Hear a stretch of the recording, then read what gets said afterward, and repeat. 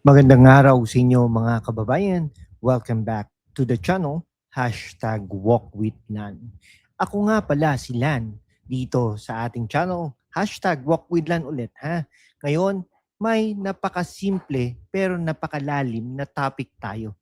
Normalize spending on, pero Pinoy version. Nakikita nyo ba itong viral post?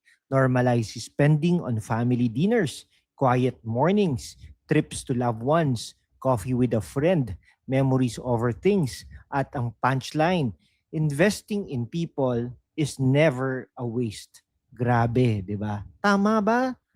Tama naman, di ba? Sa Pilipinas pa naman, sobrang importante ang pamilya.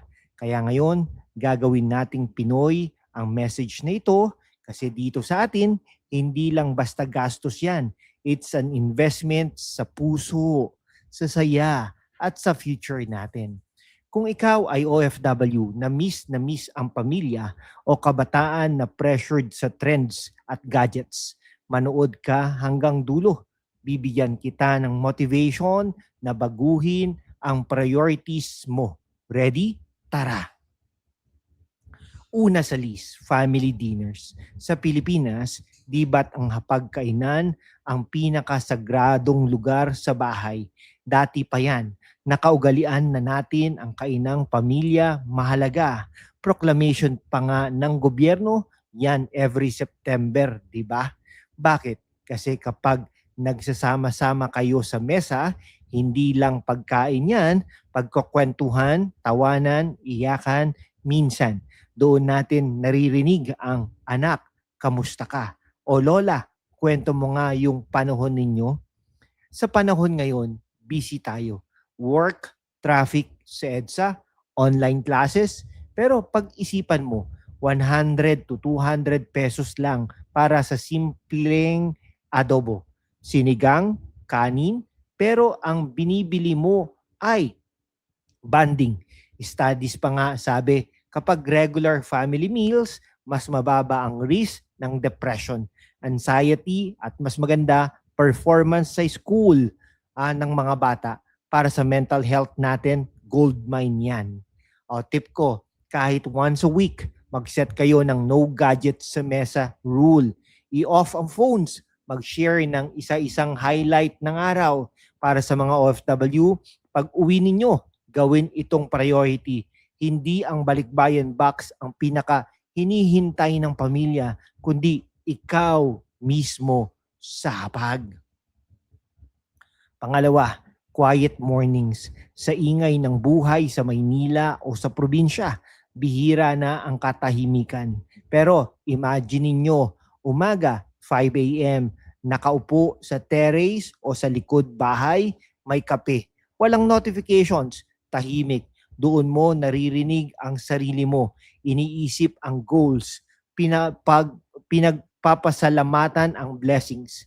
Sa Pinoy culture, marami tayong morning rituals, dasal, radyo ni Lola, o simpleng kapit pandesal. Pero ngayon, dahil sa social media, agad tayong nag-check ng likes at stories. Normalize natin ang slow mornings. Hindi kailangan maging productive agad. Pwede ring mag-journal. Ano ang gusto ko talaga sa buhay? Para sa mental health, napatunayan na ang quiet time reduces stress at pinapataas ang gratitude. Sa mga OFW, kapag weekend call kayo sa pamilya, gawin itong quiet moment. Walang distractions. Mas deep ang usapan. Pangatlo, trips to see loved ones. Grabe. Para sa mga OFWs, to ang pinakasakit sa bulsa. Pero pinaka masarap sa puso. Plane ticket man o bus papunta sa probinsya. Sayang ba yun? Hindi. Kasi ang memories na yon habang buhay. Sa kultura natin, mga kaibigan, ang reunion ay sacred. Christmas, fiesta, o simpleng bakasyon. Pagkakataon yon para mag-reconnect. Alam mo ba, maraming OFW ang nagsasabi, mas mahalaga ang yakap kaysa sa pera na ipinadala ko. True, kahit mahal ang ticket, ang hiling ng dulot na pagkita sa magulang, kapatid, lolo't lola, walang presyo yan.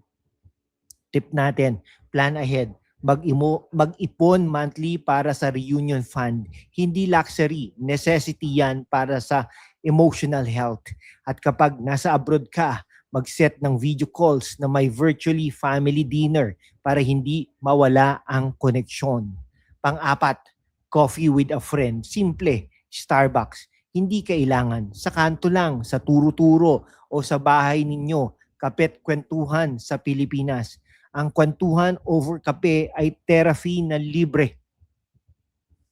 Sa panahon ng stress, trabaho, bills, love life, ang tropa ang lifeline. Doon mo na i-release ang sama ng loob. Nakakatawa, nakaka-inspire. Mas mura pa kaysa sa therapy session. Normalize natin ito, mga kaibigan. Sa halip na mag-shopping spree mag-isa, tawagan ng kaibigan at magkape. Mas matibay ang friendships kaysa sa bagong sapatos na lumarin. Panghuli, memories over things. Yung mga bagay, gadgets, branded clothes, latest phone, temporary lang. Pero ang memories, forever. Sa Pinoy, marami tayong kwento. Remember nung nag-beach tayo sa Boracay? O nung nag-birthday si Lola? Mas mahalaga yon kaysa sa mga bagay na nakalagay sa bodega. Sa minimalism ng Pinoy style, tipid sa mga hindi kailangan, gastusin sa ito sa mga tao. Hindi ibig sabihin hindi ka bibili, pero intentional. Magtanong, will this make memories with people I love?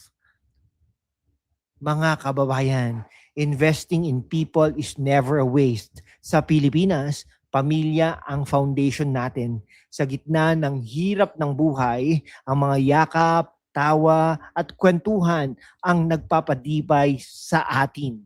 Kaya ngayon, challenge ko sa inyo mga kababayan, mga kawok, this week, gastusin mo ang oras at pera para sa family dinner, quiet morning, o kape with tropa. Sabihin mo sa comment section, ano ang unang plano mo? Kung nakaka-relate ka dito mga kaibigan, please like naman, share at subscribe. Hindi po ako mahihiyang magsabi sa inyo na ang goal natin dito sa ating channel na #WalkWithLan ay 100,000 subscribers. Ito ay hindi imposible, lalo't lalo na sa tulong po ninyo mga kaibigan. I-share nyo na rin po ang goal natin, 100,000 subscribers. Hit that bell para hindi mo ma-miss ang mga ganitong inspiring content. Salamat sa panonood, mga kawok, mga kaibigan. God bless and remember, pamilya muna, lagi dito sa Pilipinas. Subscribe and share this video mga kaibigan. Mahal ko po kayo.